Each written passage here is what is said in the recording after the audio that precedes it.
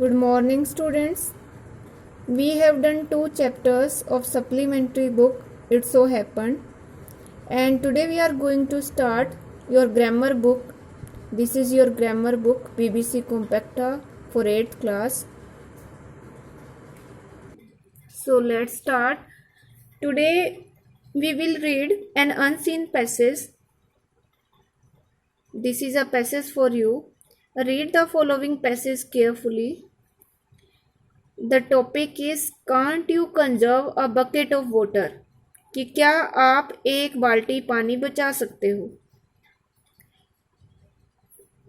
This passage is about water conservation. Water is being used as if it is a never ending source.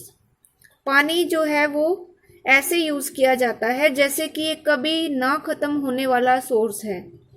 Obviously we cannot decide how much rain we will get. स्पष्ट रूप से हम ये decide नहीं कर सकते कि हमें कितनी रेन कितनी बारिश मिलेगी. नोर वी कैन प्रिडिक्ट मीन्स पहले से ही बता देना किसी चीज़ के बारे में. To a good degree of accuracy when rain would occur. और ना ही हम पहले से बता सकते कि जो बारिश है वो हमें कितनी मात्रा में मिलेगी. The only thing we can do, केवल एक चीज जो हम कर सकते हैं, to save ourselves from the dangerous situation, वो हम अपने आप को खतरनाक सिचुएशन से बचा सकते हैं. और सिचुएशन कौन सी है? Lack of water to drink, पीने के लिए पानी की कमी. वाइल वी आर थ्रस्टी, जब हम प्यासे होते हैं.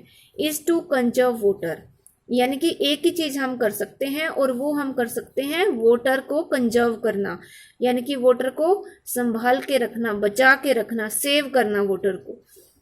लेट्स आस्क आवर सेल्व्स, आओ हम अपने आप से पूछते हैं, how much water is wasted, कि कितना पानी बर्बाद किया जाता है. When we brush our teeth, जब हम अपने टीथ को ब्रश करते हैं.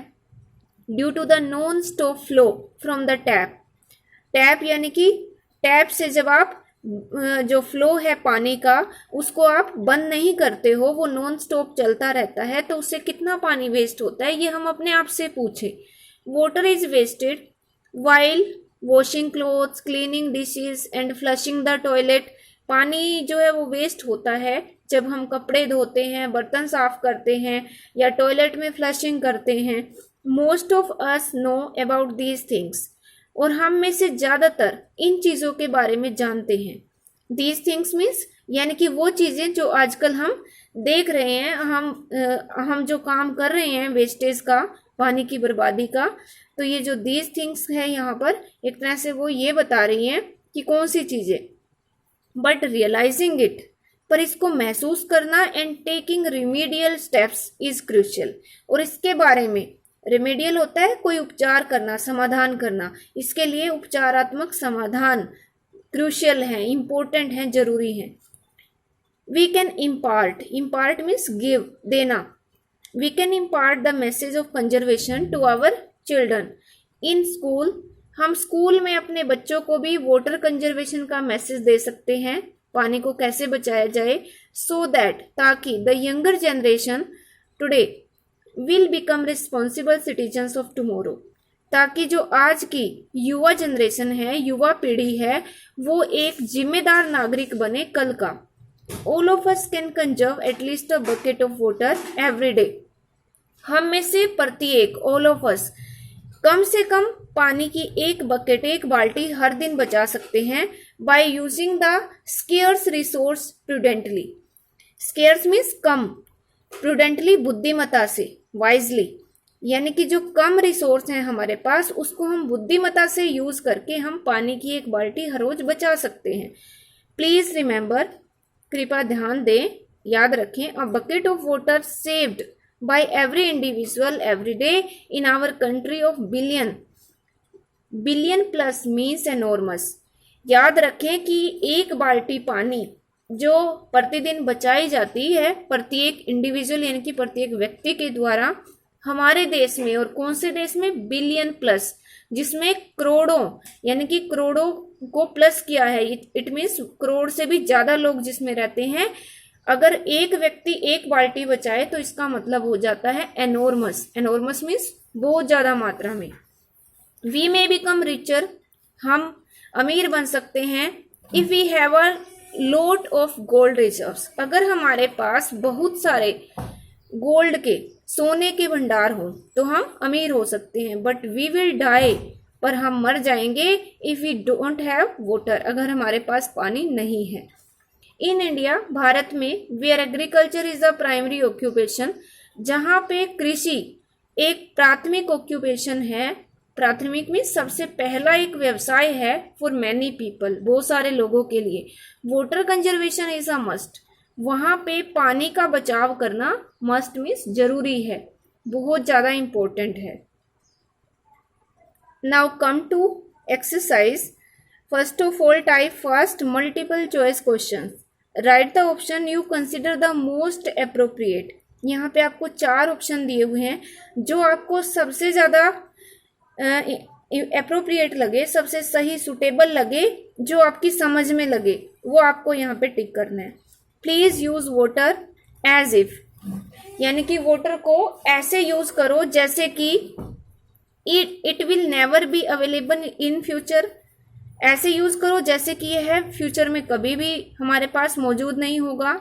It will always be available, यह हमेशा ही यूज होगा।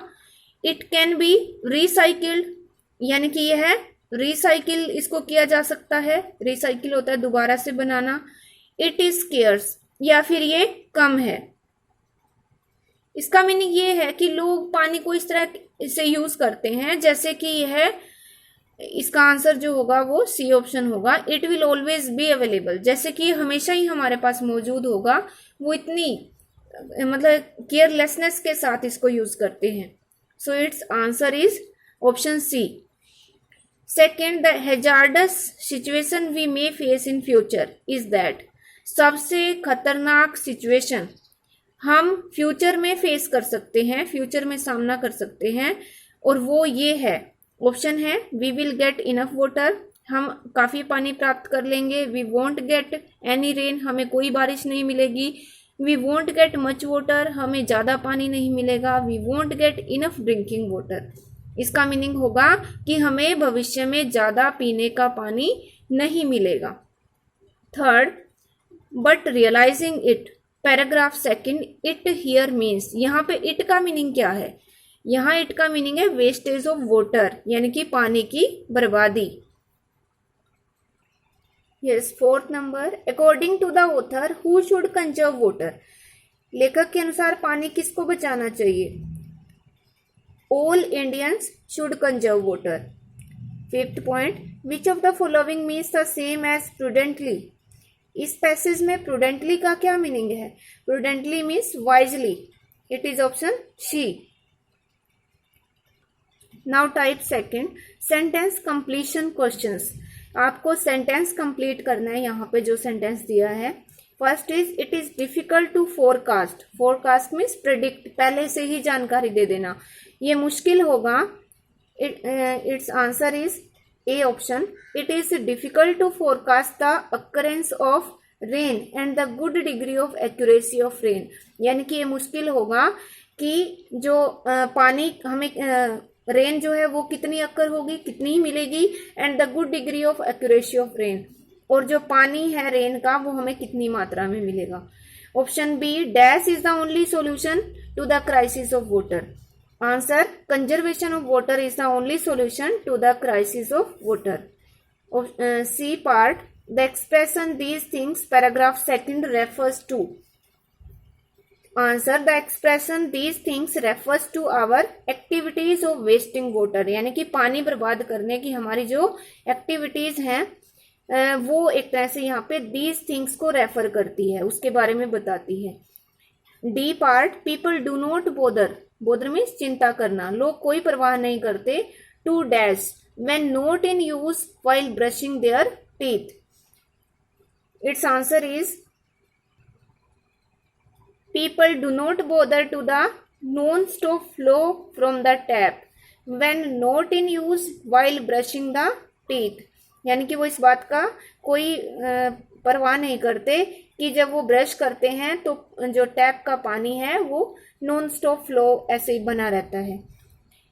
Fifth point, water conservation is even more important for India as, पानी का जो बचाव है वो भारत के लिए जरूरी है। एज मतलब क्योंकि। Answer is water conservation is even more important for India as agriculture is the primary occupation for many people in India. पानी का जो बचाव है वो भारत के लिए जरूरी है क्योंकि जो एग्रीकल्चर है वो भारत में बहुत सारे लोगों का प्राइमरी ऑक्यूपेशन है, पहला व्यवसाय है। So you have to read this passage 2 or 3 times and you will solve these questions yourself. Thank you.